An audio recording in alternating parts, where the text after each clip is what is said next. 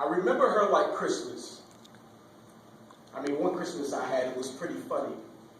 I remember looking under the tree thinking I had an Xbox, but it was some of those Rip Tall sandals your mom get you for Payless when y'all broke, so I guess it was an Xbox. It was a box that simply didn't have what I wanted. Better yet, it was a box that lacked substance. And sitting back fathoming in my mind, it reminded me of her. See, she was that Xbox that lacked substance. I mean, as crazy as it seems.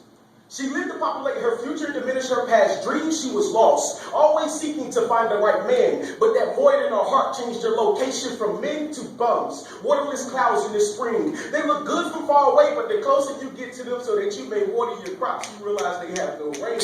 And then she goes back. Like a dog who throws up to consume his own vomit. Like a man who runs women to go back home and mistreat his own mama. I mean, she really lacked substance. Her men, like fruitless trees in autumn. And the only meaningful conversation they had was sex and more sex and more sex until the pure love that she dreamed of having with none. I have noticed that most people listen and maybe even say alter this poem. That's if it's good enough, but goes back and live in the same raggedy dump they did before. So who cares about change? It's good. I'd rather use the vitality of my youth to turn up and party every time I get a chance, and hopefully one day you'll find a good man. I mean, as crazy as it seems, your insecurities has built up a platform of pride for you that your character couldn't maintain. Do you really think that every guy who looks at you and calls you beautiful wants you to be his Mary Jane? Do you really